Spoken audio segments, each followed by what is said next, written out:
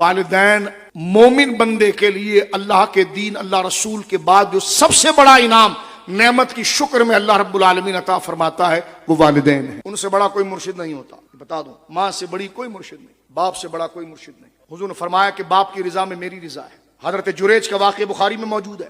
اللہ کے ولی تھے، لاکھوں مرید تھے. ماں نے ایک دفعہ بددعا دی، ساری ولایت گئی. وہی مرید ڈنڈا سوٹا لے کر مارنے کے لیے آگے بخاری شریف کے اندر موجود. اور ماں نے بددعا دے دی تھی. حضرت جریج کے پاس ماں 3 دفعہ آئی تھی، اور وہ اتنے بڑے عبادت گزار تھے میری بہنوں اور بھائیوں اور بزرگوں، اتنے بڑے عبادت گزار تھے شاہ صاحب قبلہ کہ وہ شہر سے باہر رسول اللہ کہتے ہیں، یعنی اتنے بڑے عبادت گزار تھے کہ حضور نے ان کے ذکر کو بیان کرنا پسند فرمایا، حالانکہ حضور کی پیدائش سے پہلے گزر چکے ہیں. یہ بنی اسرائیل میں سے تھے.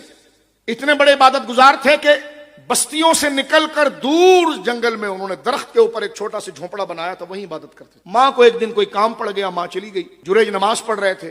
ان کی شریعت میں نماز میں بات کرنا جائز تھا.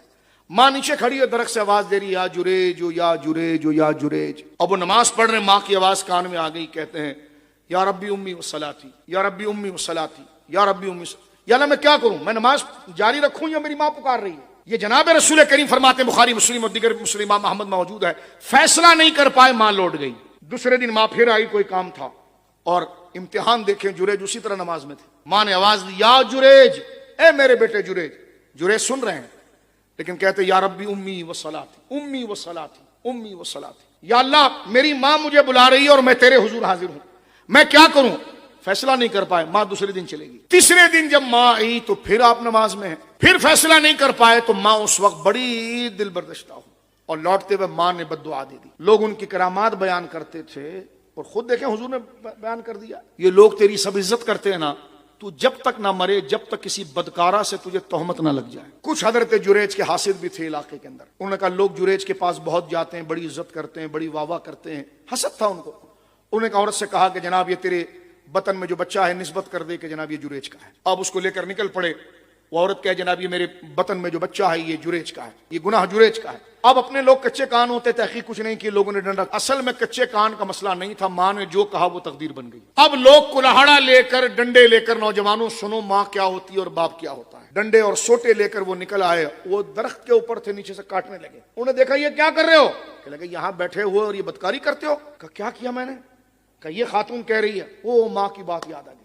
کہا دیکھو مجھے لے چلو، میں اترنے کے لیے تیار ہوں، لیکن میرا فیصلہ بعد میں کرنا، لیکن میری ایک خواہش یہ مان لو کہ مجھے ایک دفعہ اپنی ماں سے ملنے دو. انہوں نے کہا کوئی مسئلہ نہیں، چلیں آپ ہمارے ساتھ، لیکن رکھیں گے اپنے ساتھ. انہوں نے کہا بالکل آپ کے ساتھ رہوں گا، چلو میری ماں کے پاس. جب لے گئے تو ماں گھر کے اندر موجود تھی.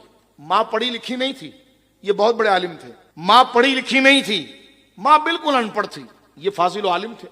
ماں اتنی بڑی عبادت گزار بھی نہیں تھی، یہ تو زاہد اور ولی تھے. اب فرق دیکھے، لیکن ماں ماں ہوتی ہے، باپ باپ ہوتا ہے.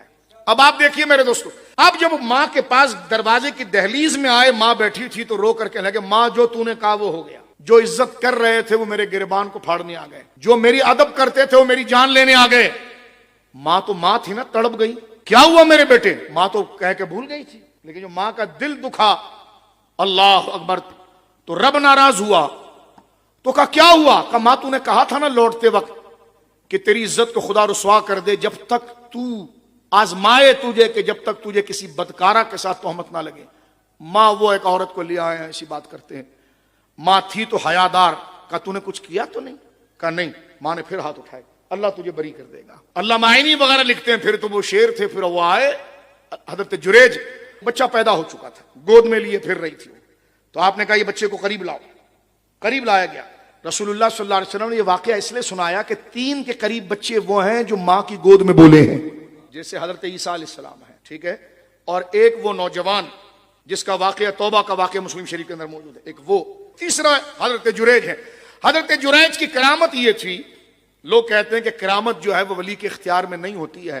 تو میں نے کہا دیکھیں یہاں پر آپ دیکھیے مسلم شریف کی حدیث ہے. اب وہ بچہ اٹھا کر عورت کھڑی ہے، حضرت جریج قریب گئے اور شہادت کی انگلی سے آپ نے بچے کے پیٹ پر ہاتھ رکھا اور کہا بول تیرا باپ کون ہے. وہ نومولود بچہ جو اپنی انگڑائی بھی نہیں لے سکتا، اس کی زبان اللہ نے عطا فرمائی. اس نے کہا وہ چرواہا ہے اور جریج بے گناہ ہے. حضرت جریج نے پھر کہا اچھا اس عورت سے یہ پوچھو، یہ جو الزام لگاتی ہے یہ معاملہ بد کس جگہ پر ہوا؟ اس نے کہا فلاں درخت کے نیچے یہ کہہ رہی ہے. آپ درخت کے پاس گئے، آپ نے درخت کے پتوں کو پکڑا اور اللہ کا نام لے کر کہا اے درخت بول میں کون ہوں.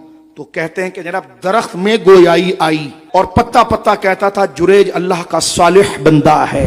یہ کرامت تو آپ نے سن لی، لیکن دیکھیں ساری ولایت میں جو زلزلہ آیا وہ ماں کے ایک جملے سے آیا، اور بھالی بھی آئی تو ماں کے ہاتھ اٹھنے سے آئی ہے.